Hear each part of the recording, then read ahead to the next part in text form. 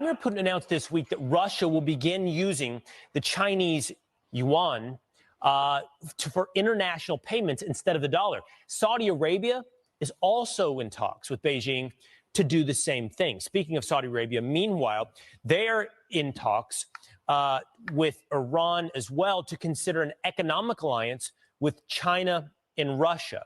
And they can even be joining the BRIC countries, which is an acronym for these countries here, Brazil, Russia, India, China, and South Africa. These countries all have emerging economies. So what happens if our economy and the U.S. dollar are no longer the world's dominant currency? Former Assistant Treasury Secretary and host of the Monica Crowley podcast, Monica Crowley, is here to weigh in. Monica, great to see you this morning. Let's start right there.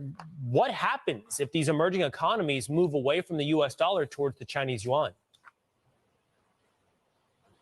Well, good morning, Will. It's great to be with you. And it's really hard to overstate exactly how catastrophic the abandonment of the U.S. dollar would be as the world's global reserve currency. Look, since the end of World War II, the dollar has been the safe place to go, and it's been backed up by a couple of things. It originally was backed up by gold, but President Nixon took us off the gold standard, so there's no hard asset backing up the dollar anymore for the last 50 years. But also it's been backed up by the strength and economic power of the United States and the fact that oil has always been traded in dollars. If that were to end, that would mean the end of the U.S. dollar. Look, there is a perfect storm happening right now, Will. The world's reserve currency being that, having that status has been a real privilege, but we've abused the privilege by wholly reckless monetary and fiscal policies over many years, certainly over the last couple of years, which has really devalued the dollar. On top of that, now you do have this perfect storm of Biden's weakness, his war on American domestic energy production, the Ukraine war, and as you point out, because of all of these things, we've got America's enemies led by China forming a new economic bloc. And all it would take at this point now, because we're at this pivotal moment, Will, is for Saudi Arabia, who has indicated that they're open to this, to say, you know what, we're going to be open to considering other currencies to trade in oil. If that were to happen, there would be a complete implosion of the global economic system, but certainly the American economic system. And welcome to another episode of RBN Live Tuesdays. I'm one of your hosts. I'm CJ. What's up, JB? Good to see you, bruh. Man, it's been a rough day. I've been doing a lot today, so I got a lot going on. But it's good to see you, man. How you doing? I'm doing well. It's funny because maybe it's the name, maybe because we're both James. I had the same sort of experience. Wonder Twins activate. I had to take a smoke right before this, which I normally don't do, but it's been a trying day, but we're here. So I'm excited to bring our guests on in a minute, but and Nick will be joining us after the first segment. Mm-hmm. How did your stream go is what I wanted to talk about first. It was good. I actually was talking about the the Stanford Graduate Workers Union forming from Stanford. And basically they were talking about how they actually would want to form a union because the Stanford administration is not treating them in the best light, and they feel that it is best for them to have a union. So, and it's pretty hard for them to, to live and operate when they are their administrators, their bosses, because they're student workers, and they're their landlords as well. And so this was something that I was basically talking about how, number one, it's good that they're unionizing so that they be able to wield their collective power, but it's also a good thing as well because I was relaying my thoughts about how education should be tuition free, as well as the students should also be able to, for all intents and purposes, be paid for their work. And I also included college athletes on this as well, because you and I know that these college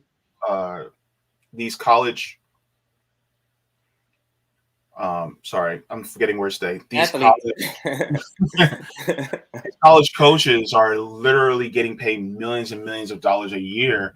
And it's like, what about the students? They're not making any money off of this, and yet they're still expected to work as well as go to school if they don't get a full ride and, continuously do, their work on the field or on the court, so to speak. So that was something I talked about. And I was also talking about some mutual aid ideas. And there was somebody put up a fridge and a pantry not too far from me here in Orlando.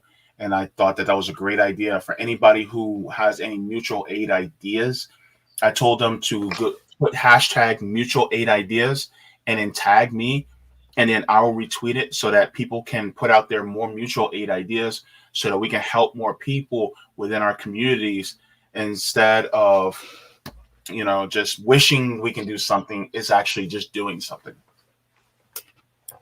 Absolutely. Two things I wrote down I wanted to say about kind of piggybacking off what you're saying. California is going to be pivotal for the labor movement. There's a lot of things, a lot of labor actions that's upcoming. There's a big port issue. California has 40% of all food that is anything imported, it comes through California because of the Long Beach port and the LA port. Then we have several Amazons here that need to be unionized. Like, it's going to be pivotal in a very, very near future. FedEx union with the pilots is going through something going through talks right now, and they're going to be going on strike, but they're governed by the Labor Act, that the Rail Labor Act. So they may not, they may get saved by Congress also.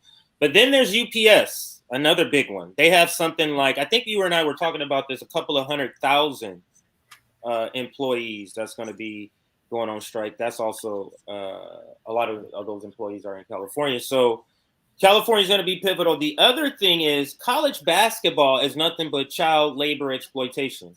That's what college basketball is. That's what I was saying. Yeah, people have known this for a long time. It is literally the model of slavery, in that they've just stamped it, just replicated it in college. You have labor literally working for nothing, and you're just saying, you're getting housing. Isn't that what they told slaves? We give you a housing, this barn. That's the gift form. We pay for your education. We give you some food. It's the same thing. It's the exact same thing. It's hard to watch. I watch football. Like I said, I train kids in basketball, train my son in basketball. So when he was going through high school and tournaments and all, I was really into it. But college basketball does have that problem. And more and more people are saying, hey, you need to start paying these athletes. But capitalists, and this is hundreds of millions of dollars, and we're not even talking about TV that they're making in this industry, and they're barely giving these kids barely an education. So, definitely. But that's a good start to our guest. Is it okay to bring him up first? I didn't know. Did you tell me to bring him up? Okay, so that's a good intro to talk about labor for who we're going to be bringing on in just a moment. But before we do that, I'm sorry, JB. I'm sorry. I had just forgot that I didn't shout out our Substack. Make sure you join our Substack. I'm sorry. I was like, wow, I don't want to do that in the middle of once they come on. So I'm like, oh, I forgot to do it. It's all good. Anyway, so also 32,400, that needs to be updated. We just crossed 400, so 32,400. Thank you for everybody that has subscribed recently and got us over the 30,000 mark. And then we have RBN memberships, $3.99 if you want that. And the last thing I want to shout out is our website, revolutionaryblackoutnetwork.com. That's where you can go check out some of our community work, some of our profiles, and our chapter launch, which we need to update on there. So I'll pass it to you for the introductions, JP. All right. So, as you all know, what's been going on in East Palestine, Ohio, since the derailment from Norfolk Southern has really ravaged that town, both economically, ecologically, and just on a personal level for so many people out there. And one of the groups that I've been speaking with is United for East Palestine. They are a group that is trying to make it so that they can get testing done, actual third-party independent testing done, just to show that they need help in that town. And there's so much that's going on right now. So I would like to introduce my guest that we have here today. We have Zhuja coming in, as well as Alex from United for East Palestine. Both of you, Zhuja and Alex, how are you doing today? Okay, how are you? Doing well. Here we go. That's good. Hey, what's up, guys? I think Zhuja, I think you froze up just for a second, but good to see you. I think you're back. Okay. So one of the things that a lot of people may not be aware of is what is United for East Palestine. Alex, maybe you can expound on this a little bit. And what is your primary goal you're trying to do in East Palestine? So, United for East Palestine started as a Facebook group created by Jenna Giannis and Emily Misakia, who live within the impacted zone, not in East Palestine. Jenna lives 12 miles from the derailment site. Emily, I think 9. And I got hooked up with them because I am subscribed to the Railroad Workers United email list, so I get their newsletters. So I found out about this pretty much as soon as it happened, and I reached out just thinking maybe I could help with putting together some kind of infrastructure for getting people out and resources in terms of mutual aid. And from there, we became a team. We hooked up with people like Professor Welton from Purdue and his team, Purdue University, Dr. Kalam and her team, University of California, San Diego, River Valley Organizing, and Amanda, who runs that. And we have just been trying to, our goal organizationally is to identify and utilize the potential resources that exist outside of the community and help them in coming and bring them to bear to actually aid the community impacted by the train derailment and the subsequent chemical plume created by Norfolk Southern burning everything. Mm-hmm. And Zhuja, technically you were a resident of East Palestine. And what happened on that day of the derailment and subsequent explosion? What was your experience? Well, I'll try to keep it as short as possible, but it was pretty surreal. It was terrifying. We actually had very little information at first when it was happening, and that was a pretty nerve-wracking time because we had about, I think, 79 different fire departments and emergency vehicles and all this and that coming throughout our town of 4,700 people for like hours, and we didn't even know it was like chemicals or on the train burning or that it was even a train derailment for a while. Yeah, it was really confusing and scary, and then they blew it up and it expanded really quickly, and that was really scary because we had evacuated the night of it because we got so sick and the fumes came into our home, and we evacuated about 20 miles away. But the day they did the uncontrolled burn, it just spread like a sandstorm of black death, like dark, and it was I'll never forget it. It almost felt like, I don't want to compare it to anything, but it was a very memorable, horrific time in my life, seeing that cloud expand so fast. And they said, within the mile, it was imminent death, according to our governor. And then to see it expand 20 miles away, and you're like, wait a minute, like, it's just crazy. Let me ask you this. Have you experienced any different types of symptoms as the resulting plume of smoke that has engulfed the area where you were living? Yeah, so my house, I just tried to go back to it about 2 days ago. It smells overwhelmingly like ozone and diesel fumes. It makes me very sick within honestly 10 seconds. It's upsetting. A lot of the symptoms match CDC for these chemicals when they're burned, and then when they react with air or water or what have you, it just makes it compiles it. And I have a genetic disorder that makes me sensitive to these things anyway. So it feels it. I had a panic attack, so many times trying to go back into my house just because I couldn't wrap my head around it. And I had the team that Norfolk hired to test our air. They came in with EPA and everybody, and they said, no, your air is fine. And I'm crying because it smells so overwhelming, and they're claiming they don't smell anything at all. So that's unnerving to think that they would lie to you or just deny it when you can, very, very much smell it and feel it, and your instincts telling you to run and nobody's believing you. It's like the ultimate gaslight. Yeah, I mean, that's got to be very disheartening and heartbreaking, to hear, like the things you smell and the things you see aren't the things that they say is true. And you and many other people smell and see the exact same thing, and they're telling you with your eyes that you don't believe what your eyes see. Right.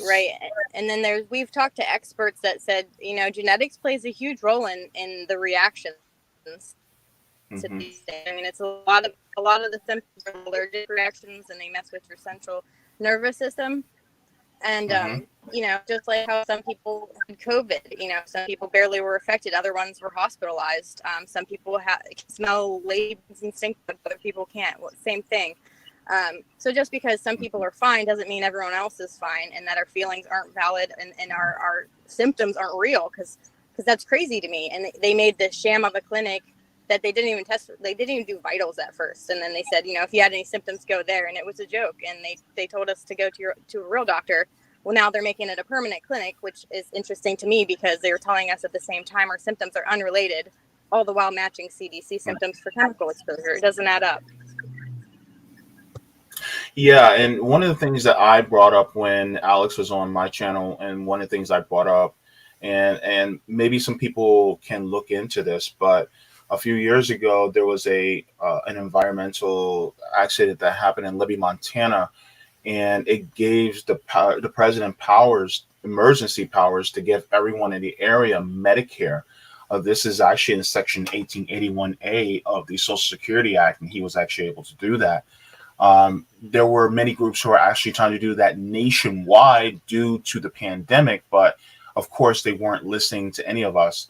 But at least if that could be passed for East Palestine, as well as the subsequent surrounding areas, especially in Western Pennsylvania, then that could be done.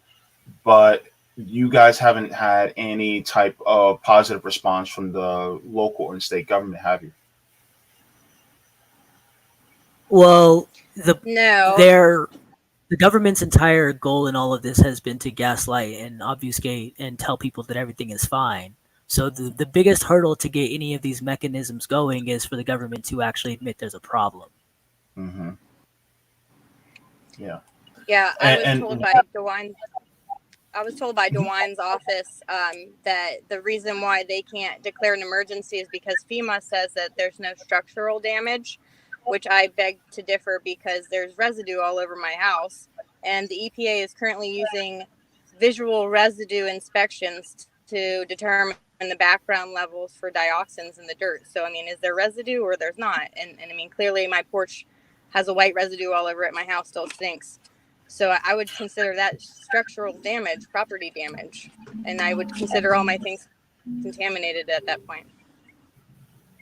Well, I mean, if all the animals in the surrounding area are dying around you, then that is also a means to say something's not right, right? Yeah, I mean, Ohio ODNR tell me, and one of the toxicologists with the federal EPA, they both try to say that fish are coming back to Sulphur Run, which runs right. It's a creek that runs right behind my house. It's one of the most contaminated creeks in the area. Everything's still completely dead, and they're telling us that fish are coming back. And I said, no, they're not. Nothing's coming back. Lying. Wow. Lying. What is Norfolk saying? What is their latest line, or what's happening with them, their reaction and their response? Norfolk Southern has Alan been Shaw pretty said he's gonna. consistent. What were you saying? We can start with you, Alex, and then I was just going to say that Norfolk Southern they've been pretty consistent with their messaging. Their messaging has been platitudes, very passive statements. Their whole goal in all of this has just been making sure to protect their public relations while protecting their financial incentive to do as little as possible to deny all culpability. Which is why they don't. Every time Norfolk Southern CEO has gone on, whether it's testifying to the Senate or on CNN or whatever, the line is always, "We're going to make it right. We're committed. We're going to be there in the long haul." What he's not going to say is, "This is our fault. People have been poisoned. This is dangerous. People have been harmed." Nothing that actually takes any accountability for the reality of and damage and potential serious harm that has been done to other human beings, because that would make them legally liable and culpable for their actions. Also not going to make any concrete statements of saying we are going to pay for people's houses, or we are going to pay to have people evacuated, or we have set up a fund that anybody can use in order to have free medical. They're not going to make any concrete statements because their incentive is to avoid that. And of course, the incentive of the broader sort of corporate media is to aid them in doing that, since their effective function is just to work as a PR firm for the government and corporations in the first place. Mm-hmm. So and I think Souza, go ahead, JB. You were going to say the same thing. Yeah, I think she accidentally dropped out. But one of the things I also want to bring up is that you guys put out a press release, and this press release recently, it says Common Sense Summit, Saturday, April 15th at 5 p.m. Eastern, says 1,000 trading derailments take place in the United States per year. Toxic chemicals are spilling into the water, soil, and land at a rate that is truly absurd. There has been zero effective discussion or strategy to address these catastrophes. The EPA now runs cover for industrial polluters, the exact opposite function the exact opposite function it was originally created for. It continues, the U.S. government is no longer protecting the basic necessities of life. United for East Palestine and River Valley Organizing invites you to an online summit for all individuals and groups interested in advancing the common interests of clean air, clean water, clean soil. So, and he gives the email down here at alex@united4.org to RSVP. So you're going to be having basically, an online summit. Yeah, well, the ambition behind that is we're fighting this. The community in and around East Palestine is fighting this fight for survival, to get people evacuated, to get the government to admit there's a problem in the first place, to hold Norfolk Southern accountable. The issue is, this is a battle that is attempting to is struggling against the mechanisms of a much larger infrastructural and systemic rot that is controlling the collective destiny of our society, which is filling all of our water, all of our air, and all of our soil with these toxic chemicals, some of which last literally billions of years. And it's the operational the standard operational procedure in all of this is to sweep everything under the rug, and to tell everyone nothing to see here, everything's fine, and move on. The amount of toxic waste that is now inside the rivers flowing in and around the East Palestine area, the amount of toxic soot that is covering people's homes, none of that is particularly unusual. The only thing that is unusual enough about this event that anybody cared enough for it to get national news coverage was that they set it on fire and created this very large and dramatic explosion that was all over social media. And because social media people kept sharing it, the corporate news organizations came in. The corporate media organizations came in. I want to call them news. I don't think that's a fair assessment. But the corporate media came in and a week of saying this is the big story, and then a week later they're all gone, as we all knew that what they were going to do. And so the point behind this summit is to try and get as many organizations, as many people with any sort of standing, either in whatever community, education, or media, or what have you, everybody of all stripes, regardless of what ism or political ideology or economic philosophy you personally subscribe to, none of that matters. There are three basic agreements that need to be made in order to come together, which is clean air, clean water, and clean soil being non-negotiable. That those three things being non-negotiable necessities for functional society. And if we can agree upon those three things, then we can work together to do what is objectively necessary, just from a purely engineering perspective, to allow us to have those three basic things.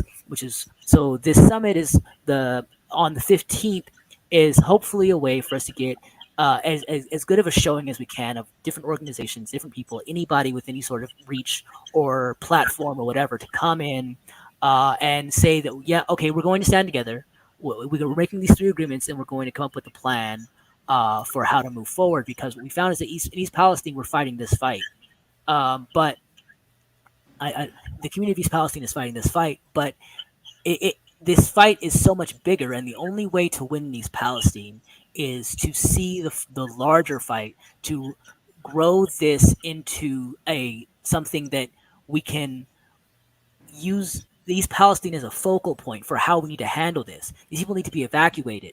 The government needs to admit that it is wrong. We need people to know about just how toxic this area is, just how many chemicals have been released, what the government is doing to operate. The government is intentionally working to keep people in this area by avoiding admitting that anything is wrong. All of that is a focal point of a microcosm of a much larger issue that impacts all of us. And the point behind the summit is for us all to come together, regardless of whatever political, ideological affiliation, around those three basic tenets of life. Mm-hmm. Did you want to add anything to that, Jusha? Alex, you summed that up pretty damn well. But yeah, I really feel like those things are necessary for our human race to survive. Like as a species, some of these chemicals that came from this burning of these chemicals from the train derailment can affect my son's ability to have children. And it's Agent Orange they found, which people in the Vietnam War know how bad it is, and it can be generational. So I really feel like these things are necessary to address, especially with places like the Shell cracker plant, which is only about 30 miles away over in Monaca, Pennsylvania. They've dumped over, I don't even know how many hundreds of VOCs into the air legally, and it's malfunctioning and continuing to dump more of it all over the people in Beaver County and surrounding areas. You can see it from miles away. But yeah, it needs to be stopped on a bigger scale than just East Palestine, for sure. And I think one of the biggest problems is that they aren't admitting that it's a problem. And if they don't admit that it's a problem, they won't do anything about it. And that's from what I'm seeing. This is one of the reasons why, and I'm going to share this with the audience as well. You guys are actually raising money to get scientists, independent third-party scientists out here to prove that there's actually this is an ecological disaster in your area. so that they can actually get funding for this. It says chemicals from East Palestine might impact everyone in North America. This means many of you who are watching this right now will be affected. It says Norfolk Southern has made this area unsuitable for human life and animal life for that matter too. It says the EPA has been running cover for them by telling people it's safe. It's hard to get support for evacuation when all the official sources say everything is fine. And one of the things I just wanted to add to that as well is because, you were saying, Alex, is that, you have the corporate media outlets. These corporate media outlets also get their funding from the same companies like Norfolk Southern, like CSX, like Union Pacific. So if they're getting their funding also from them, then they're not going to talk about these things at length that they're supposed to. Thankfully, for independent media, we have been able to get the sound out, and many people from independent media have had you guys on.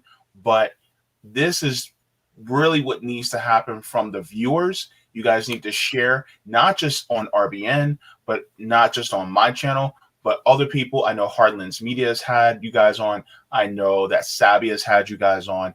So if you guys can share this so that people can keep their sense of outrage and to move things along for the people of East Palestine, because these are just working people, just like you or I.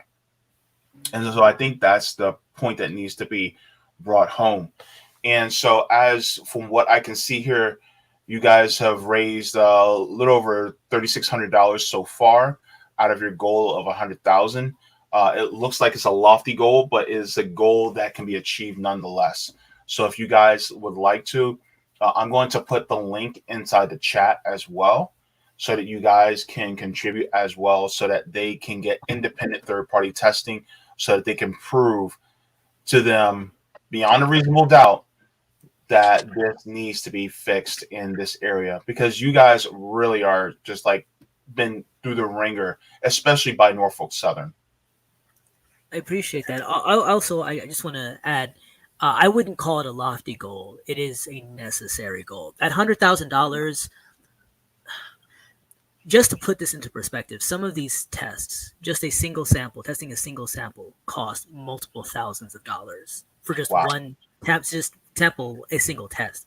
The area of land that is potentially impacted by this stretches all the way up to Ontario, Canada, through upstate or northern parts of New York, Kentucky. The amount of sampling that would need to be done, or that needs to be done, if we are to have any sort of realistic idea of how many people and how far these chemicals plume spread, and what concentrations of chemicals people were exposed to, there needs to be a vast amount of data gathering that has to be done. And in a short amount of time, most of the snow is already melted.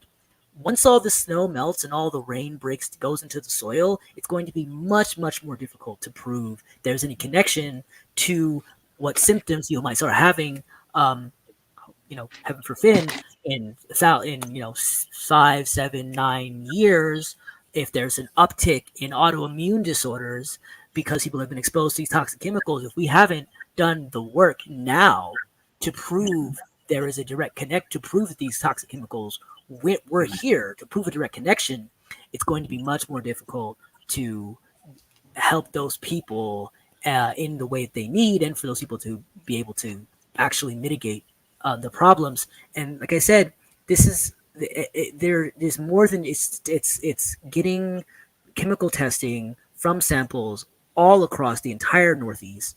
We're working with Dr. Galam, who is a very respected medical researcher, to get blood tests, blood work, full spectrum of every single chemical that could possibly have been exposed to, because vinyl chloride was in the car. There were chemicals that were already there. But when you set all of this stuff on fire, it creates new chemicals, such as acrylates. And we don't even know what all chemicals were in the plume, because some of them might have gone farther away than others because of the way different chemicals have different weights and distributions, etc. And we don't have the answers to any of this. There are so many questions to answer that the government is doing the opposite, is doing everything they can to prevent us from finding those answers. And the only way for us to find those answers is to get them ourselves, which is the point behind the Independent Science Fund. Yeah. And one of the questions I wanted for Zhuja, you mentioned that you have a son, correct? One of the things that I wanted to ask is how, and this is really just to bring all this down to earth for everyone. How has this been an interruption in your life regarding your son, also going to school, as well as you and your neighbors going to work? How has this been affected to you? How has this affected you? Yeah, it's been majorly disruptive. We've been living in a hotel for 2 months, but we've bounced around to a couple hotels because you can only stay for so long, and they say they run out of rooms. A lot of people that are trying to stay out of town right now are in the same situation. And my son's doing virtual school, which has been awful because, the school's doing the best they can, but they had to throw together last minute plans to set this up. And my son does a lot better in person, and he doesn't really understand why the schools are open right now, and I don't to send him with many kids getting sick. So he is kind of probably a little confused about why some people say it's okay and other people say it's not. And that's very confusing for a child. He's 9 years old, and it's very traumatic for us to living in a hotel because our house could kill us. He got really sick the night of it, so that's terrifying. I was around his age during 9/11, and that didn't directly impact me, but I saw how, big it was, and just to have your, home ripped away from you in any kind of natural disaster is traumatic, and he's struggling with it. And I was out of work already because I had a broken leg actually. And, then this all happened, and I, can't figure out where to live and how to homeschool my son because there's no teacher doing it. I literally have to become a teacher too. And that's really frustrating. So there's just no structure to our life right now, no normalcy. We don't know what's going to come next. We don't know how long they're going to be doing construction with the tracks, and it's not safe to be there either way. But there's no goal for anybody involved with state or federal. Nobody's helping us. Nobody's telling us what's going to happen next, what our opportunities going to be. We're just left to fend for ourselves, and it's just been really, really hard on everybody involved, and especially the kids. It's bad enough they had to deal with COVID when everything shut down, but now round two, it's awful. Yeah, and so you said the schools are still open. Unfortunately, yeah, and I have a major issue with that. Multiple reasons. Firstly, I don't think anybody should be in town whatsoever, especially if they're still doing testing. If you don't know, say you don't know. Don't say, yeah, sure, it's safe. Come bring back with your newborn babies. It's fine. Ignore the nosebleeds. Yeah, so the school also doesn't have proper filtration system. They just got donation from some company in Zelienople. It wasn't any state agency or anything like that. It wasn't Norfolk. And then they had some company come in and clean it, but there's still a lot of, I've seen pictures go around from the school's vent system, and it's questionable. And my son has asthma and allergies. I don't know how the schools are still okay with operating, but they're just going by the guidelines of the EPA and the health departments, which are all saying, it's all gone, it's all fine, everything's great. Ignore your sicknesses. It's wild. Wow. And of course, if you're getting a hotel, that means that they're not giving any assistance. They're not giving you any assistance to pay for the hotel and living accommodations, are they? They are, but so Alan Shaw likes to paint the image that he's doing everything he can and he's going to make it right. Well, when you go to the assistance center, it's not always the same story for everybody. We're getting told completely different things, even in the same day. It's all case-to-case basis, but they're nitpicking for some people, and then other people they're just giving them whatever. There's no clear indication who's going to get what when. And people have walked out in tears. It's not reassuring. They're not really helping people in the way that we need to be helped. They're not, Wow. They're telling me to go file a lawsuit to be able to replace the stuff in my house, and that I shouldn't feel like I shouldn't have to do that. Yeah. Mm-hmm. Yeah. Wow. So let's take this opportunity to point out, as a network, and I'm not speaking for our two guests, This is a reason why. This is an illustration of why supporting the red or blue team doesn't work, because both of those parties are backing the corporation in this example here. They're backing the corporation. That's why nothing's getting done. Prove to me that you're dying is basically what they're saying. Prove to us before we will give you a nickel. So, and both parties serve this. So I just want to point that out. This is a reason why RBN says supporting the duopoly. We are a post-duopoly movement because these parties are not doing anything for us. And we love what you're doing. You're starting this fundraiser saying, nobody's going to do this shit, so it's time for us to do this. So solidarity to your organization and the movement you got going. JB, go ahead, JB. Yeah, Thank you. I don't want to. I know you guys have to, but if I could just really quickly. First of all, thank you for that. So the fundraiser is important.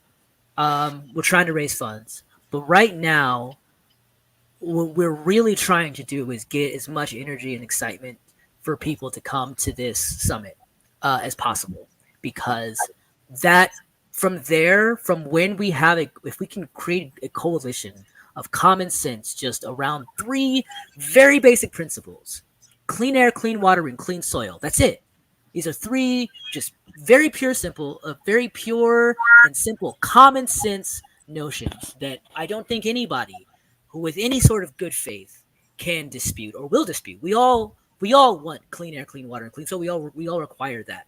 And if we can just come together around just those 3 basic necessities and figure out how we can work together as a coalition towards this basic, just most common sense necessities, that's the idea behind this summit. So please, if you know anybody, if you are interested in coming, tell everyone, send emails, send whatever. We're trying to get every single organization. We're trying to get anybody with any sort of platform to come to this summit so that we can work together, so we can build a larger movement to actually address the systemic issues. East Palestine is everywhere. Anywhere with a train running through it, I guarantee you there's been a train derailment near your town within the last few years. And I guarantee you, if you have had if you've had a few train derailments within the last few years near your town, some of them contain toxic chemicals that went into your soil, water, and air. And I also guarantee you that it got swept under the rug. There might have been a local news coverage, and after that, no one found out about it again. There was a chocolate factory that blew up in Pittsburgh, I think it was in Pittsburgh, like 2 weeks ago, and no one even knew about it. Just like exploded, like straight up blew up, killed almost 11 people. No one knows about that. That should be gigantic news. A week ago in Ohio, again, a boat capsized, spilling hundreds of thousands of gallons of methanol into the river. These things are not rare events. They are happening every single day. Their entire business model is that you do not know about it. All of these things are poisoning our water, are poisoning our air, and are poisoning the soil we use to grow food from. And they want to keep everything as hushed as possible. The only way we fight back against that is by all coming together, making sure that when these events happen, people know about them and that there is pressure to do something about them, and that we can form common sense, just engineering level, working with whether it's labor organizations like Railroad Workers United, who have very clear and concise platform for how to fix our rail systems, or any other aspect of our infrastructure where we can see absolutely no question that there are toxic chemicals that are being introduced into our soil and water, and how we actually address that. So please come to the Common Sense Coalition Summit on the 15th at 5 p.m. Eastern Standard Time. Email Alex at United or for.org, or hit us up on Twitter, etc., etc. We can create, we can bring people together to address the issue in East Palestine, get the government to admit there's a problem, get people evacuated, and furthermore, do what we need to do to make sure that this doesn't happen again, and really that it stops happening. So thank you so very much for that. So any final words from Juja that you wanted to say as well? I once again, Alex nails it right on the head. Yeah, really just want to make sure people can get out who want out, and then figure out the test and then be able to prevent it from ever happening anywhere else. And I mean, there's so many global people who are working in other countries, journalists and news anchors, I guess, or whatever you have. They're concerned about it too, because we breathe the same air. You know, these things travel. I've had people reach out to me from Canada and China, and a lot of places. So this is absolutely global issue. And if we want to continue anything as a human species, then we need to act now. Absolutely. Yeah, definitely. So I just want to thank you both for coming on. Very powerful words from you, Alex. Thank you so very much. It's good to see you again, and so nice to meet you, Juja. And as well as they can follow you on Twitter, correct? Yep. Yeah. United for EP. Mm-hmm. And also, just to let everybody know, it's Alex at united4.org if you guys would like to. I already put it inside the chat, but if anybody is listening, you go to Alex at united4.org so you guys can submit an RSVP so that you guys can attend the summit as well. Wait, So, Juja, are you on Twitter? I am. I try to be. I just started again, so a little bit. What's your handle? My handle, to be honest. No, I'm trying to get. Okay. I'm trying to get on all the platforms, but it's hard to keep up on all of them. Trust me. So take Twitter in small little tiny increments, right, CJ? Exactly. You can't do CJ. You can't do Twitter too much, but Okay, yeah. well, thank you so much. Really appreciate you Not guys having me. me on. Thanks for coming. Thank for you, coming guys. on. Thanks. Bye-bye. Cool. We'll clip that definitely and upload that. I can do some announcements. We got a lot of stories to choose from the thumbnail. Let's start there. Yeah, because it's a pretty cool thumbnail. So I wanna show the thumbnail again. Where is it at? Here. Oh, here it goes. Nick will be joining in a little bit. So there's a lot of stories actually out of just this picture, because you have separately now, all of these things sort of happened all in a 48-hour period, but separately, Niko House calls out AOC or discovers AOC'S. What is those things called? She felt the burn. Account. Yeah. Yeah, so he finds that separately. Then Marjorie Taylor Greene also calls her out on this burner account, the same account. I don't know if she got that from Niko House but she calls him out. I got that tweet. And then there's also a collective meltdown of liberal shit libs over Marjorie Taylor Greene's 60-minute piece, basically calling 60 Minutes garbage now. So there's a lot of stories involved with just this picture. And there goes Nick. What's up, Nick? Welcome aboard, sir. My friends, my family. That was a great conversation. Proud of you, JB, as always. Always bring in the substance. It's great to have United for Palestine on. Yeah, there's a lot to talk about. And it's very telling. AOC, we're going to talk about the story here very soon, I'm sure, responded to Matt Walsh. I don't know if you saw this today. Where I haven't seen that part. Yeah, so you guys, I want you guys to understand. Niko House broke this, and it's about AOC funding Ukraine. You guys understand this? This whole story is Niko House calling out AOC for funding Ukraine, and everyone trying to deflect from that.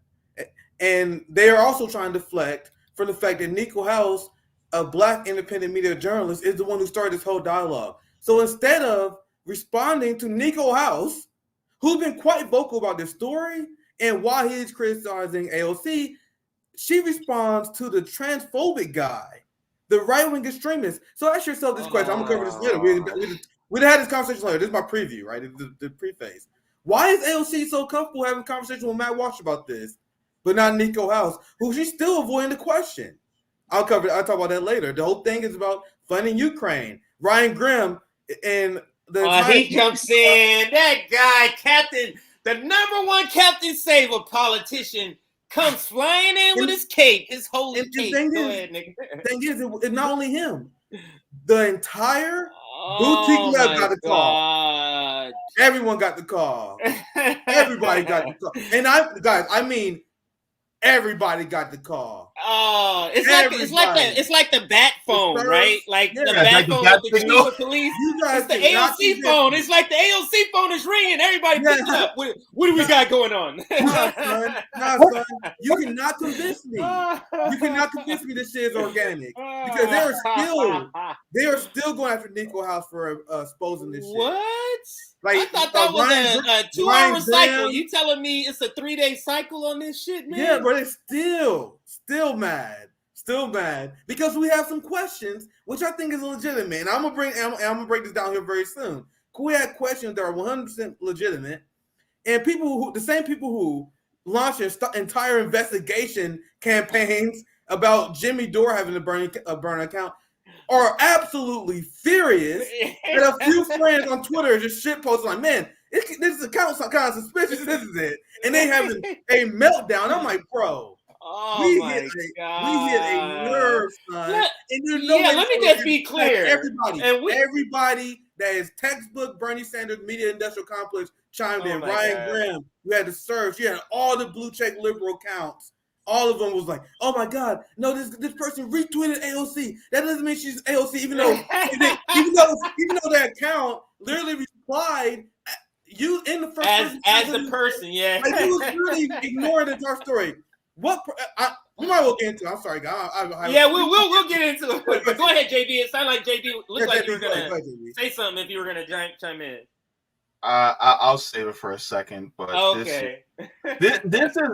This story, honestly, is more just a fun story because there's nothing really there's nothing serious to freak out about, and people are freaking out about it, and it's just like what? Anyway, I'll say what I have to say for a second. JB, you're right, and I want to add to that because this is a fun story, but all my fun stories still have a reason. You know what I mean? Yeah. I do a fun story, but there's a lesson to the fun story. Like a cartoon. There's always a lesson to learn at the end. So we have a lot of depressing segments. I think there's nothing wrong with more you know. In a moment like this. But I promise you, wait. I know you guys think like AOC burner account. What does this mean? Promise you, by the time this is done, when I'm done with this presentation, and when CJ asks, you guys see exactly why we brought this up. You guys see exactly. This is very, very telling. Go ahead, CJ.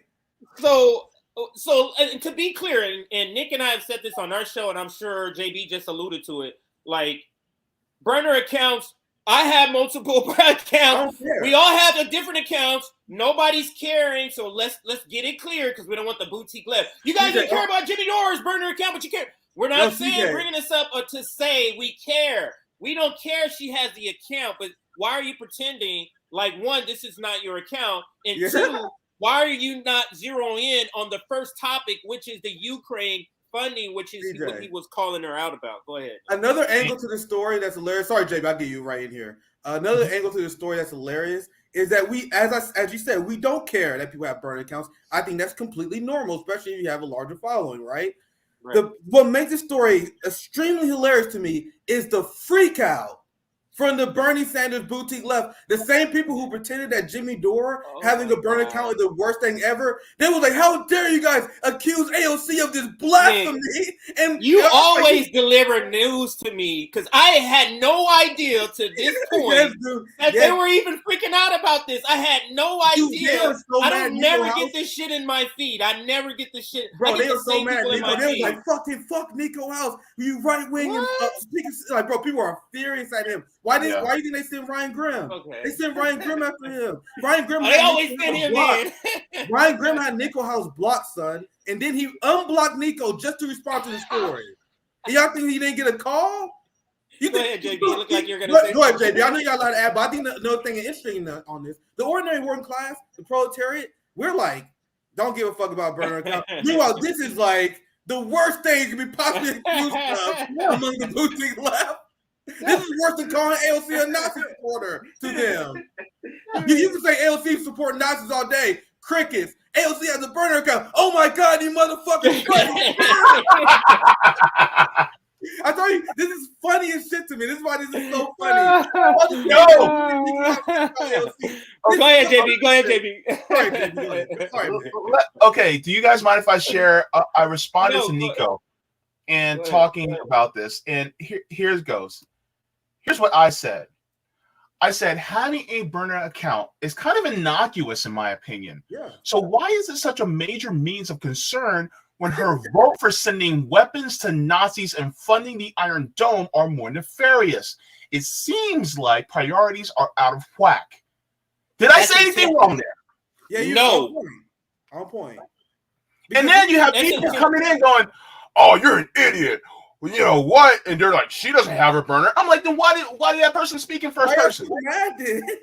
If y'all so sure she doesn't have a burner, why y'all so fucking mad? So that's why this doesn't make sense. And these same people like, look, it's not even that big of a deal. We don't care if she has a burner account. But the thing is that, and once you start talking about it, you'll go into Niko actually questioning her about actual, real, substantive issues. And they the thing avoid is that this person does not want to answer them. So guess what? Jaja decided to say I instead of she. And so guess what? Now it's like, oh, you're actually the person who is in that account. So we just put two and two together. And now you have all these people coming out the door. That's not her. That's not her. That's not her. If it was her, so what? The thing is that it's the fact that she didn't want to answer for the votes that she cast. That's the problem. And people are not owning up to it. I don't care about her having a burner account. The thing is, like, how many of y'all got a burner account? All y'all got one. That's not the issue.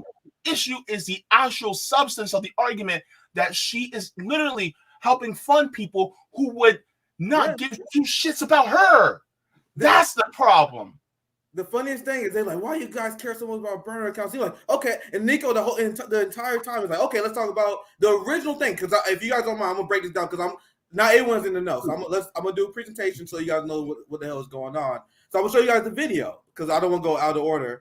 But my point I was about to make is they're like, why you guys care so much about a burner account? I was like, you are the guys who care about the burner account more than anything. We are just shit posting. We're having fun on Twitter because it's a social media app and that is what you're supposed to do on Twitter. Have fun. But then to the substance, Niko was asking Ryan Graham. He's like, okay, if you don't think she have a burner, okay, what do you think about AOC dodging my question about Ukraine? And then Ryan Graham blocks him in response to that. So Ryan Graham unblocks Niko House to talk to him about the AOC burner account. And then Niko like, okay, let's talk about something substantive. Then blocks.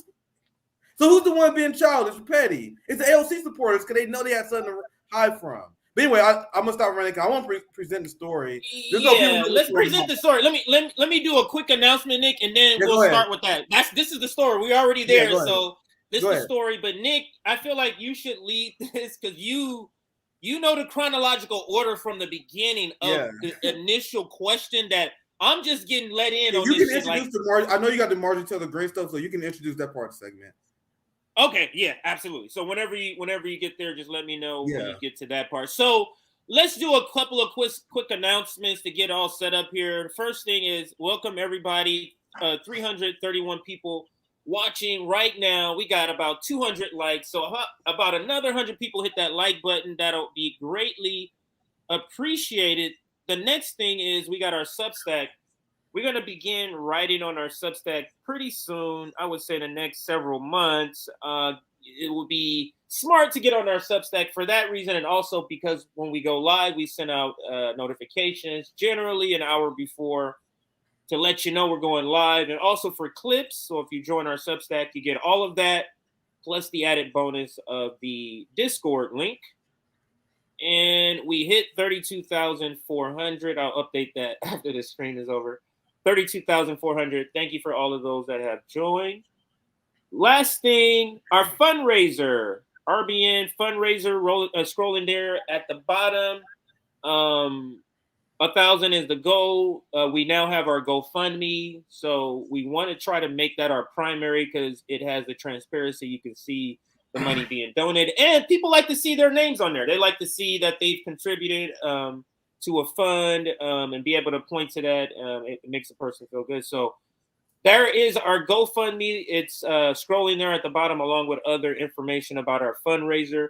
I'll pass it to you, Nick, for the first or our second segment here. Go ahead. So we already did an intro on this. So now for people who don't know exactly what's going on, I'm gonna show you guys the video that Niko House put out that went mega viral, son, to the point where this had to be addressed.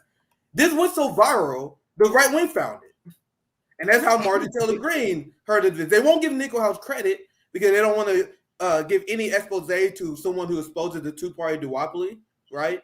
They won't give any expose to someone who exposes the Ukraine war and the fraudulent two-party duopoly being complicit with that, right? So they're not giving him credit because it's Niko that found this. And then I picked up this a few hours later, right around the time where she was deleting tweets. So this video actually breaks down a lot. I'm gonna play it.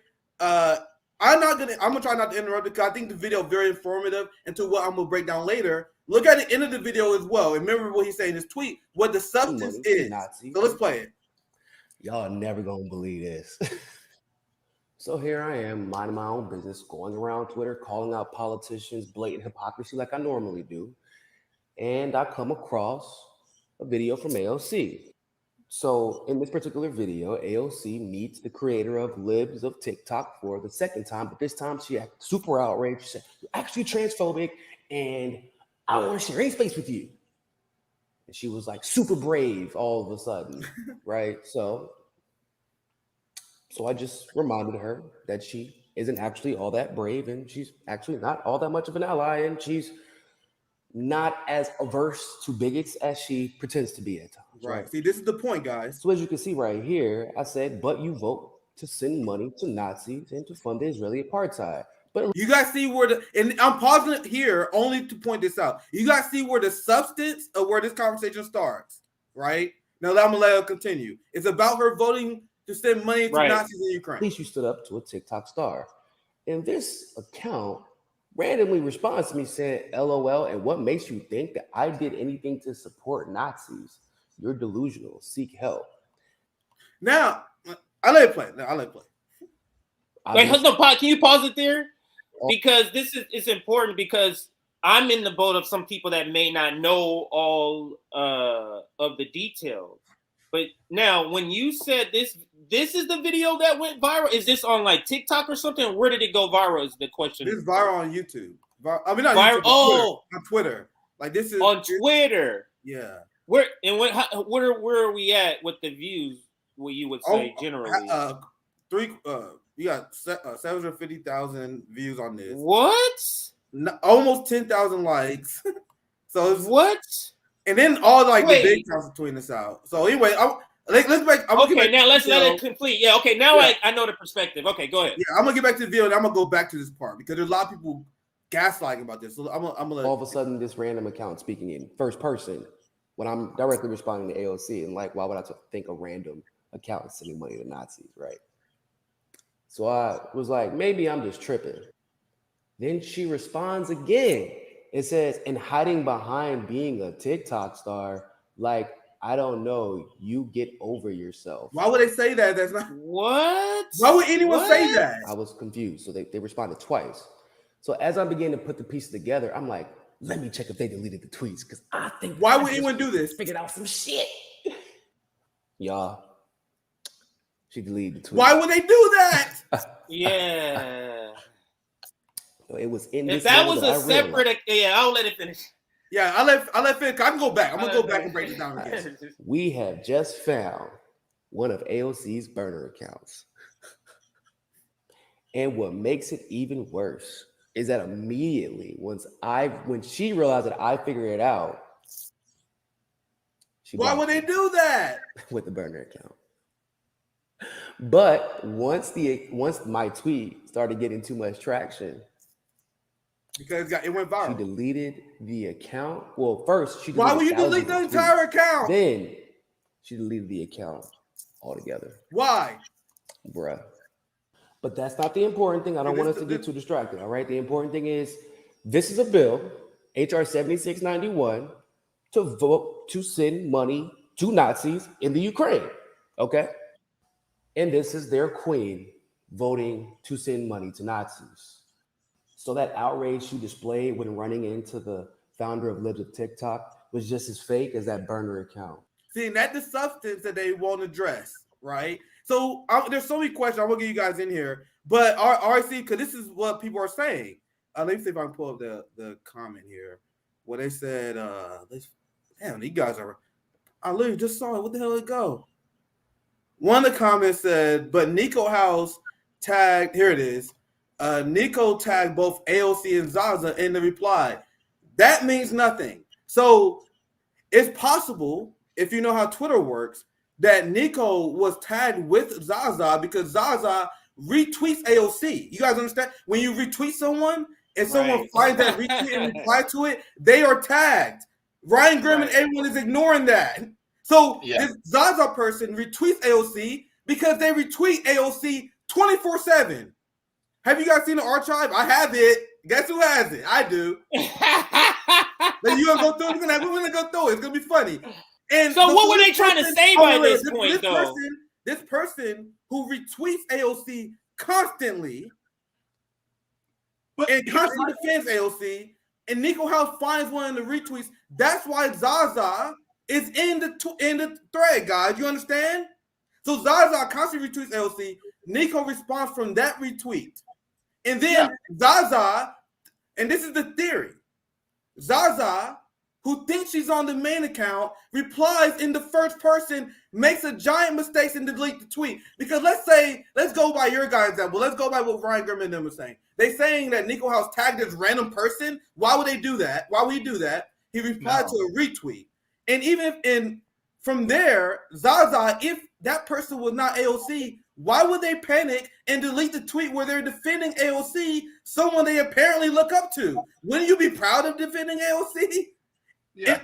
Sorry, JB, CJ, go in. There's so many smoking guns here. And I'm not saying that this is AOC's burner account. We don't have hard evidence. I'm showing you guys there's so much smoking gun. There's so much weird shit that's going on here that is at least worthwhile to be like, hey, what the hell is going on here? What Ryan Grimm and the AOC defenders are doing, they are trying to pretend that anyone who questions this is crazy town, while ignoring the fact this person deleted their account, deleted their entire tweets. One last thing I'll pass to you, JB. Roman banned multiple times. Many people have been banned on Twitter, right? That's not something that people want to happen to lose your account. This person had 1,000 followers, and people, when they're banned from Twitter, usually lose their shit, right? That's what the whole Elon Musk thing is about. When liberals, conservatives, progressives, when these people are banned, that is not a good thing. You spend a long time building this account up, building all these followers up, and I'm gonna show you guys the archive. I don't remember exactly how many followers. Here's the archive. Because I have it. I don't know if we have time to go through it. We're definitely gonna go through it. 300 followers, not bad. And you throw away your entire account because you are accused of being AOC. You're not accused of being a pedophile. You're not being accused of being a right-wing grifter. You're being accused of being a superstar famous celebrity. And apparently that is what triggered you to delete your account. That does not make sense. But sorry, JB, CJ, a lot more. Yeah, the thing is that Niko was addressing AOC. He was not addressing Jaja, right? So if Jaja is a separate person and knew that, she would have used the pronoun she. Yep. Yes. Let's go on pronouns now. She would have used she instead of I. So therefore, why are you talking in first person when that person is not directing that question to you? Because Jaja didn't vote to send money to Nazis in Ukraine. Jaja did not vote to increase funding for the Iron Dome. AOC did. So why would Jaja take ownership of that? Sounds fishy to me, right? So that's the thing. And it's like, think about it. Like, look, and plus, by the way, we're not stupid, right? We're not dumb. We can call a thing. And even if it was a burner account, okay, so what? Who cares? The problem is that she ran away from the question. She ran away from what is a substantive question from an independent journalist that actually brought a question to her.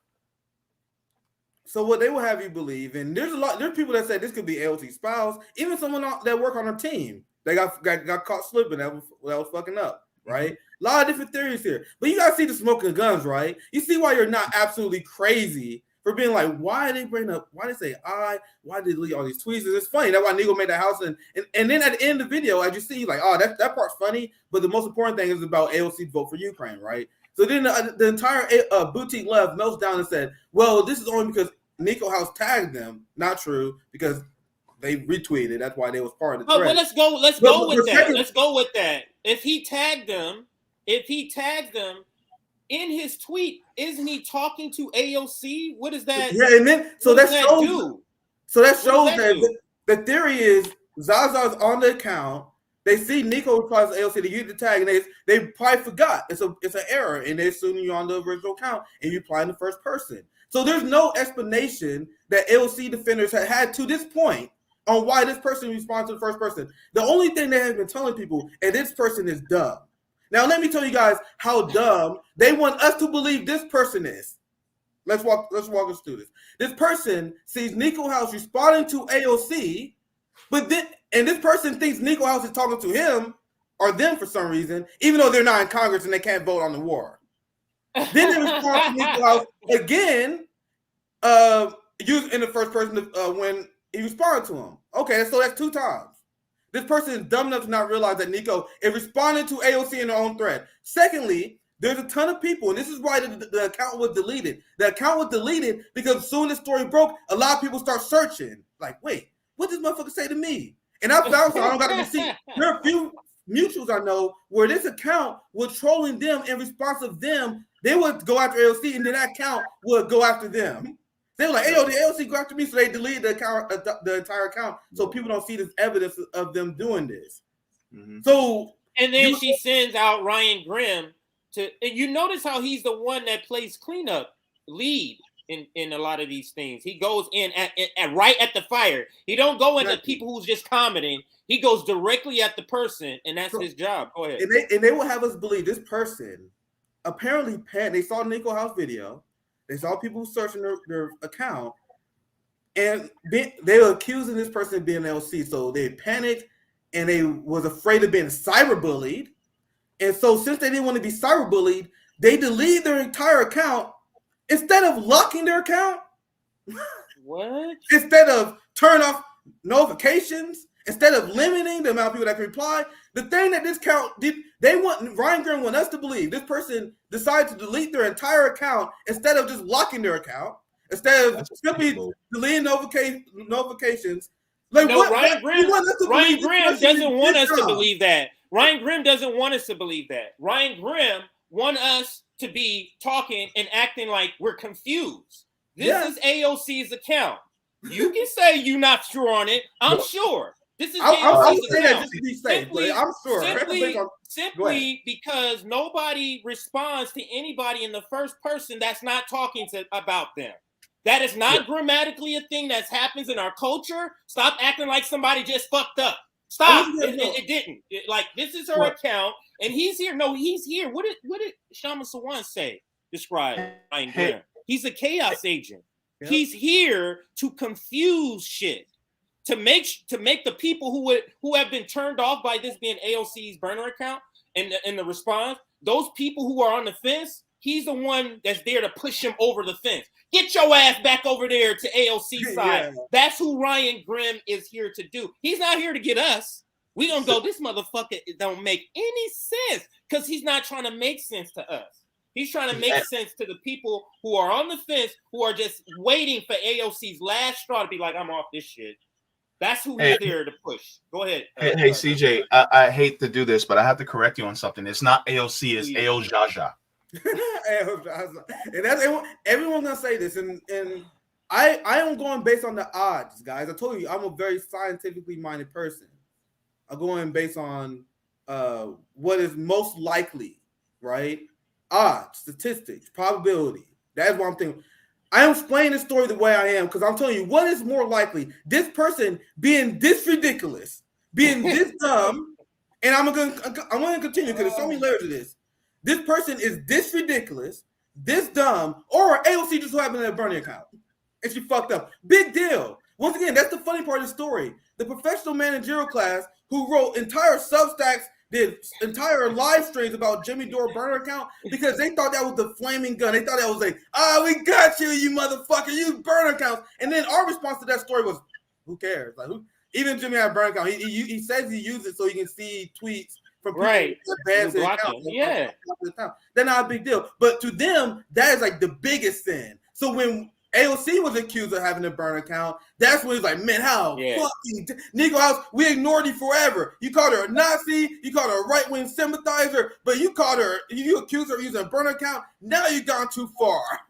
So once again, the odds to me in probability is most likely she used this as a burner account. And then when found, she panicked. These things makes way more sense than the story they were telling you. So I'm gonna finish the story they were telling you because I didn't finish it. So according to them and Ryan Grimm, because I'm gonna do what they won't do. They won't tell our side of the story. They are literally leaving out details. I've been following this. They've been like, why Zaza replied because Niko tagged them, ignoring the retweet feature, ignoring the fact this person replies to this first person, and then they ignore the fact this person scrubbed their tweets. I notice when they tell the story, they don't tell the part that this person scrubbed their tweets and deleted their account because that makes it sound suspicious. So in their Twitter threads, they've been leaving that part out. And they start replying like after the video went viral. That's when they, or were they kind of already kind of trickling in and saying, "Oh no, it was going viral," so they was like, "Damn, we got to respond." Then Margie Taylor Greene responded, and then they was like, "Okay, this shit's nuclear." So that's when it was like, "Oh no!" Yeah, Margie Taylor Greene, and this. Think about this. Think about if you think about the content that AOC have done, when she gets around Marjorie Taylor Greene, you tell me she doesn't get extra animated. She is personally like triggered by people comparing it to her and Lauren Boebert, but MTG the most. So think about it. If this was really her account, because this is what makes sense. If this is really her account, and then it gets to the point where Marjorie Taylor Greene, you telling me she gonna go, can we text Brian Grimm and tell him to go out there and do his thing? Please? Yeah, and before that's what happened. I don't care. That's what happened in my eyes. Go ahead. No, JB, go ahead. Yeah. By the way, this happened to Mitt Romney a few years ago.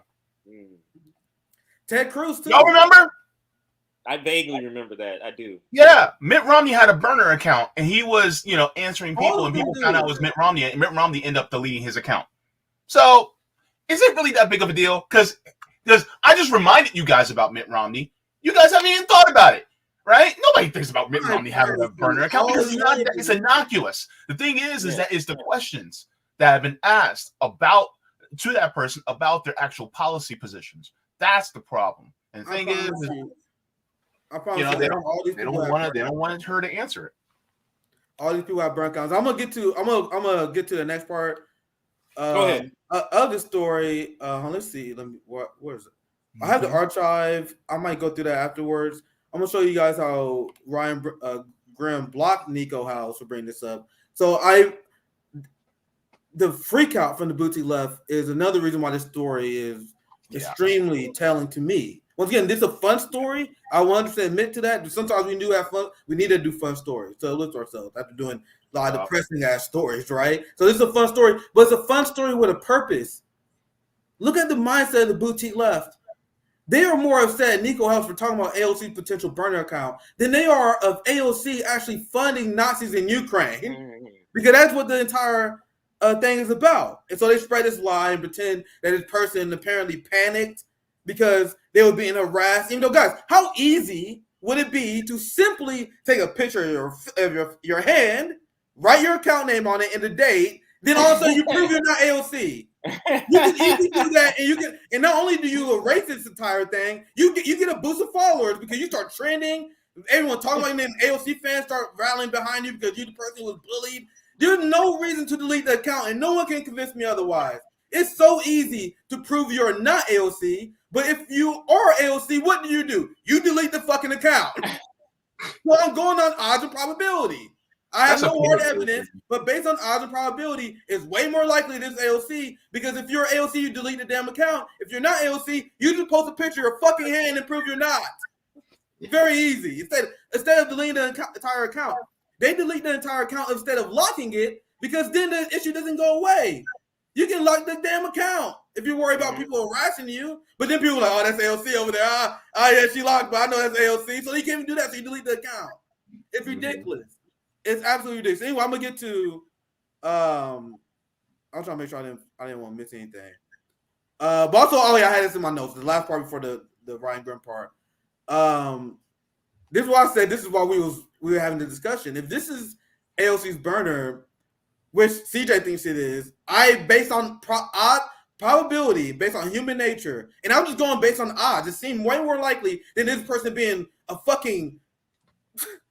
I don't know. I was about to say I want to be nice. This is how I decide because this is in life. This is how I can. The truth makes sense. So if you have two stories and then you tell one story and then the person will go, the one when you tell the story about this being a burner account, more people will go, oh yeah, that makes sense. You tell this other flipping, language flipping, logic flipping stories that these other people are telling, you'll be like, yeah, I wouldn't do that, but I guess that will be your reply. You get what I'm saying? Because you have to disbelieve all of your interactions with humans and your human behavior that you've experienced yourself to say, yeah, this doesn't seem like this is the truth. Don't believe that. Forget this. And this is what the professional managerial class does to perfection. This is what they always do. Stop believing your logic, your human experience, and believe this garbage like I'm going to feed you. And that's what Ryan Grimm does. Go ahead, Nick. Sorry. Yeah. Anything else you want to add, Jay, before I get to the next part of the story? I know I've been ranting like a motherfucker, but there's a lot to talk about the story. And there's a lot to explain. I'm trying to catch you guys up because what the boutique left was trying to say was absurd. And I do not rule out the possibility that this is not AOC burner account, but they were trying to convince us that this random person purged their account, deletes all their tweets after speaking in the first person. And then when you look at the archive, you see a person who retweets AOC all the time. Before they were deleting all their tweets, people was digging up examples of, and you can see them on Twitter. I got to find examples. A lot of my mutuals posting them. Of this account going after people criticizing AOC. One example, I think their name's Snow Bimbo. They posted this screenshot of them criticizing AOC for the Met Gala, and then Zaza was like, "Cry harder." Like, was it so? This all these smoking guns that the boutique left is pretend that you crazy for even asking about. This person, instead of locking their account, instead of turn off notifications, instead of logging off doing anything, they delete their entire account without any warning. Delete their entire. That's more likely to them instead of AOC being caught with a burner. To me, I don't buy it. But with that said, Niko made that video to call out and address AOC's hypocrisies about bigotry because she was talking about Martin Luther Green and them and their transphobia. So Niko said, you're not as averse to bigots as you believe you are. That's why we at Fred have been at RBN. I still like to say that. And our brother, Niko House, Mark Kimberly, our friends at the Black Agenda Report, we all are against the NATO funding, not only as an anti-imperialist, but on the simple principle that we don't fund Nazis. But you guys are 100% okay with funding Nazis because of geopolitical agendas, despite the fact they are extremely anti-gay, they're anti-Muslim, and anti-Black. So Niko is making the point that you're not as averse to bigots as you want to believe. So, and I'm not going to go through all the replies. I had a few saved up here. I'm not going to go through all of them because Niko was having a long thread with Ryan Grimm, and he kept saying, and Ryan was like, "Why? How are you so sure this is an AOC's burner account?" And then Niko was like, "Okay, whatever, blah blah blah." What about AOC? What are your thoughts about AOC's saying you not want weapons to Nazis in Ukraine? You're not worried about that?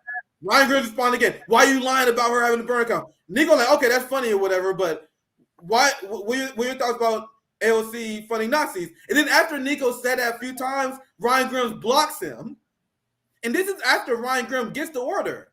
Ryan Grimm already had Niko House blocked.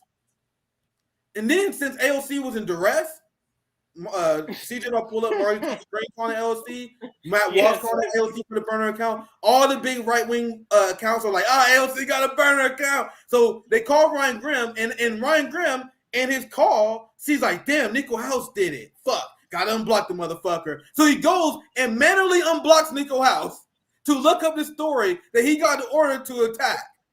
So then he unblocks Niko House. Then Niko House brings up the fact that AOC supports Nazis in Ukraine. Then he's like, oh, God damn it. I should never unblock this motherfucker. Then blocks him again. And this is what Marjorie Taylor Greene, this tweet, and I'll take it down right after this. The tweet you refer to, she says, and you can see this, right? Yeah. This is you, AOC?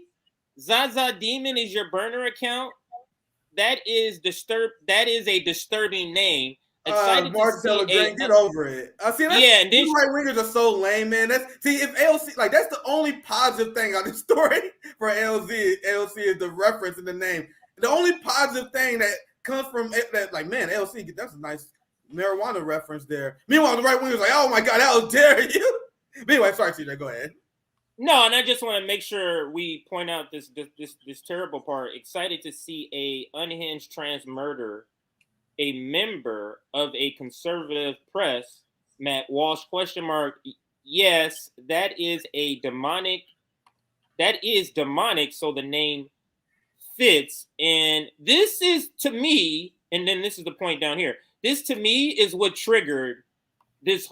I mean, if you're telling me, Nick, in the chronological order, like after this tweet kind of went out, then, then it's like, oh, send in the big guns. Is that kind of like what happened? That's exactly. You are 100% on point. Now I'm gonna share my screen here. I'm gonna show you AOC's first official response to this.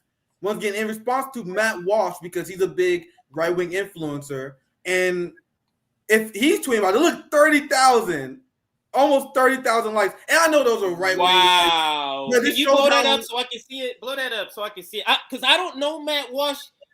I just need to go to a Nick. This you dude need to give me a class on this shit. I don't know any of this shit. Go ahead. To be clear, guys, this guy Matt Walsh is as deeply unserious as it comes. If you look at his feed, if you see what this guy talks about, it's literally nothing but trans shit.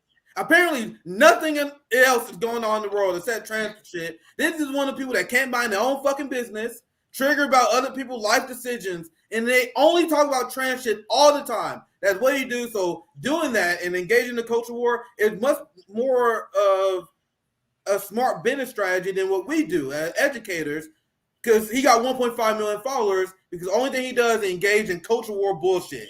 So that's who he is in a nutshell. He's an extremely influential figure because of this, including people like Marjorie Taylor Greene, Republicans acknowledge, and he's like an acceptable personality within right-wing discourse. So the fact that he's tweeting out to his 1.5 million followers that legitimized by the Republican establishment, that's a big deal. That's why I want to add that on. Can you tell me, give me the breakdown of the tweet. Tell me what the tweet says. Oh, and how many, what's the likes, and tell me the breakdown. I know. I'll break down. This is what triggered this whole shit. This is why Ryan Graham was called in, because now it's getting out there where this is all. Go ahead, and then I'll give my comments. Go ahead. So this is all about red blue. I know you can't see it, but you want to see that view count? That view count actually way more significant than the like count. 10 million views on this. What? Bro, guys, I know a lot of you guys are not on Twitter. You can't see that. 10 million is a substantial amount of views. I gotta pull this shit up right here. You say you never seen that amount? But I've never seen that. Go ahead. So this is a tweet. Hi, AOC. This isn't you wishing death on me, is it? Many are speculating that this is your burner account. You need to come out and denounce this kind of rhetoric, or we can only assume that you support it. 10 million views. So there was a giant story on right-wing media, because I have the archive, and you look at the archive, you see who she retweets, and she retweeted this person now attacking Matt Walsh, like, you transphobic bigot, fuck you, all this kind of shit. And she was biff. Whoever Zaza is, AOC or not, is definitely a shit lib of the highest order, and a shit lib troll account too. So it was, and you see, I'll show you guys the archive. But this AOC, she has to respond to this. This is on her fucking main account. She has to. I'm talking about account with 13 million followers. Because she needs to have the backup. She needs to have people come out and retweet, and so she can try to ratio. That's why she's using her bigger account.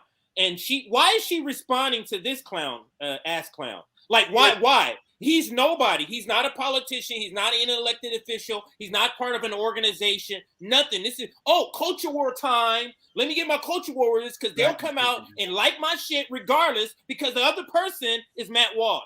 You see how she picks and choose when to respond yes, exactly, on Twitter? CJ. Go ahead. That was one of the points I was going to bring up as well because it's very telling that she replies to Matt Walsh, but not Niko House, the guy who broke the fucking story that Matt Walsh and Margie Taylor Greene is using. So why is AOC more concerned with legitimizing Matt Walsh instead of Niko House? It's almost like AOC is more comfortable doing the red-blue dance instead of addressing activists on their concerns of her voting for Ukraine. So that concern for the burner account. This concern, Matt Walsh, main account. You see? So this is her response. She said, no, it's not. I don't do burners, and I will never address someone in this fashion. As someone subject to torrent violence, AOC, the victim of violence. She's bringing her victim here. Oh, my God. Defamatory rhetoric and the stalking and real-life death threats that come in. Like, AOC is so ridiculous. Guys, every politician gets death threats.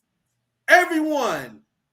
That comes with the job. That comes with the many amazing perks that come with the job. But AOC pretends that she's uniquely special with this. And that, we're supposed to feel bad for this person who's among the most powerful people on the planet. You guys understand, if you are a member of Congress, you're among the most powerful people on the planet. And that is what Ro Khanna said.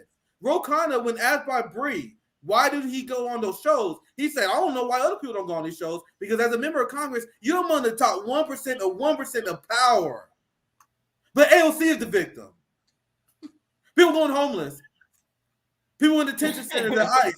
Palestinians getting their home blown up. People in East Palestine being poisoned. But AOC is the victim of violence. She can't keep reminding you of it.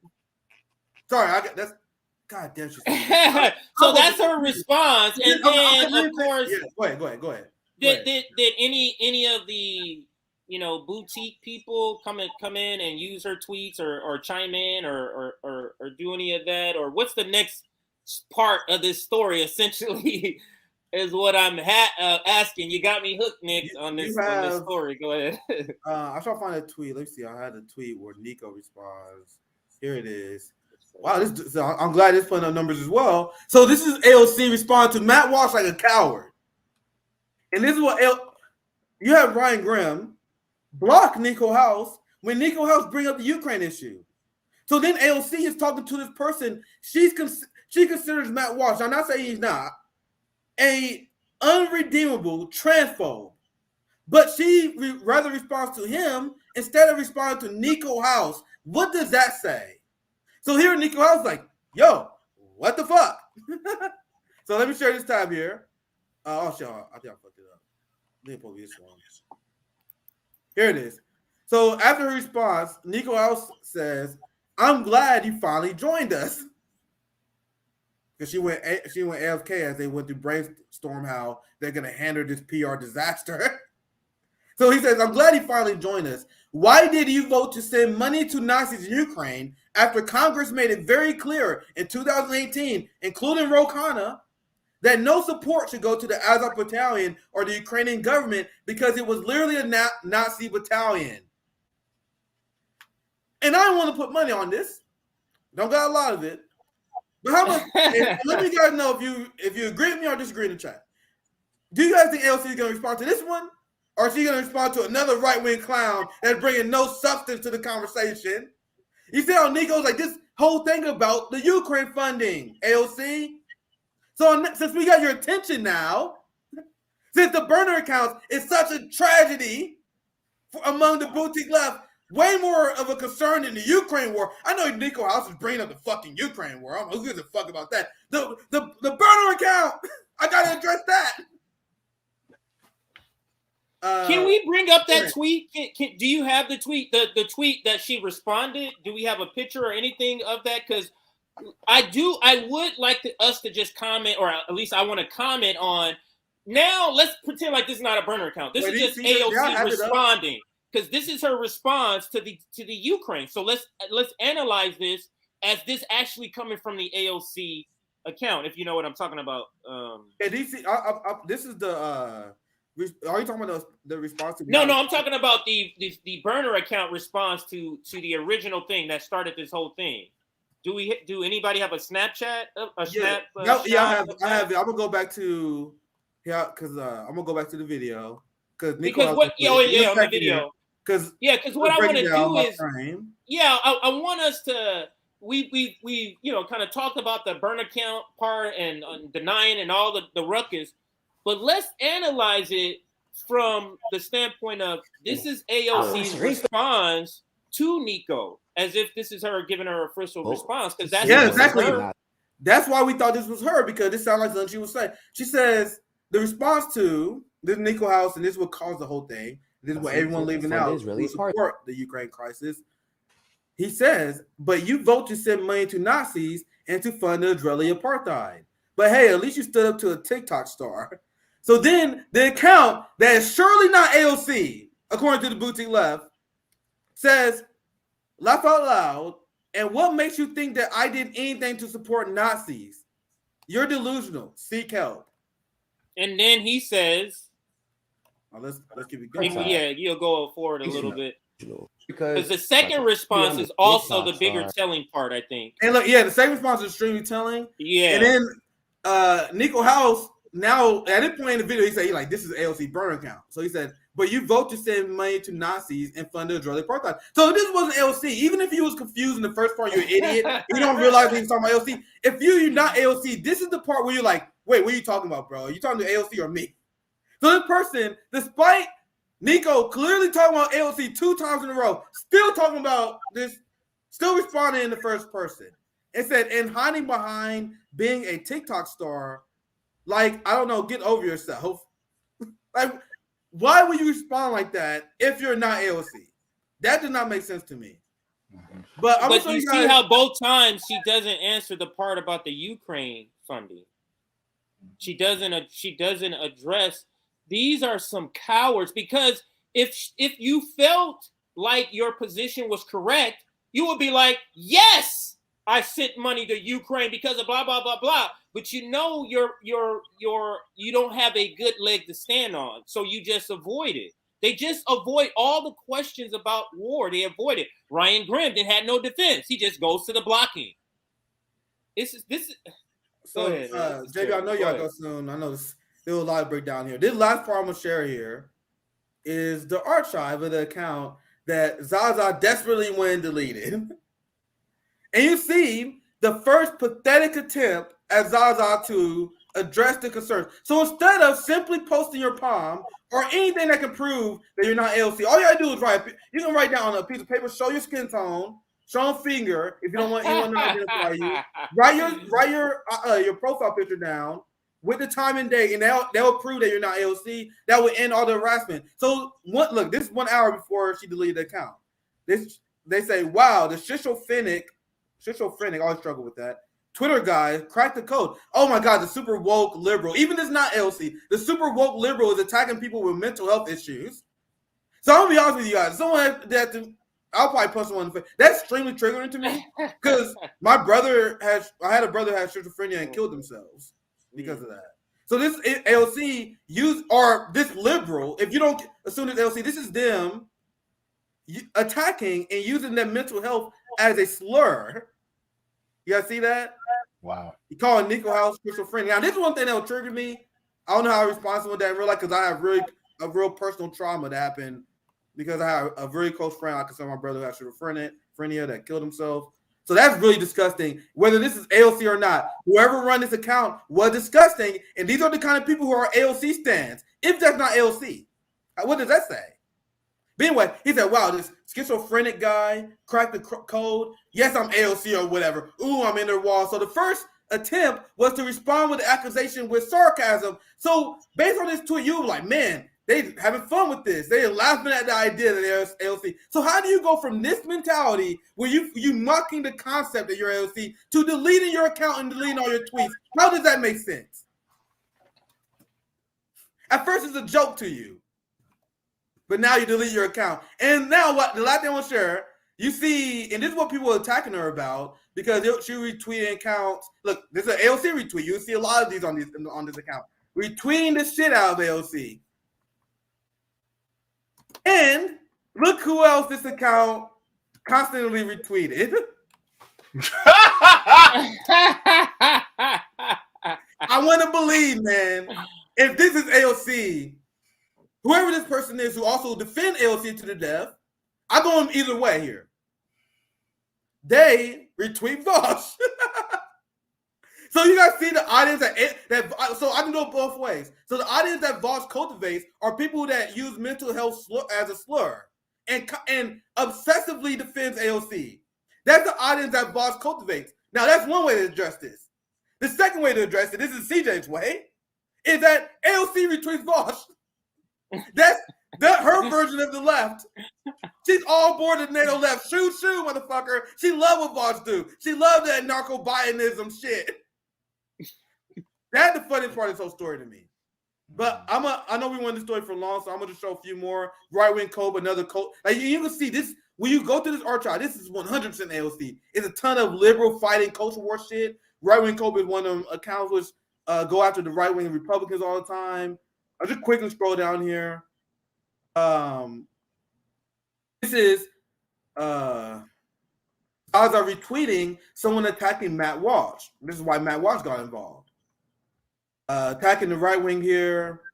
Retweeting Socialist Done Left. If you guys don't know who Socialist Done Left is, that's the guy who was caught using the N-word and calling people sad niggers on his social media accounts. Then he deleted his Twitter and came back, and everyone in the boutique left forgave him. That's who AOC or this person retweets, right? And this is another attack on Matt Walsh. So I think you guys get the point here. I think this is some of the archive. It's all here. I got the link here. Yeah.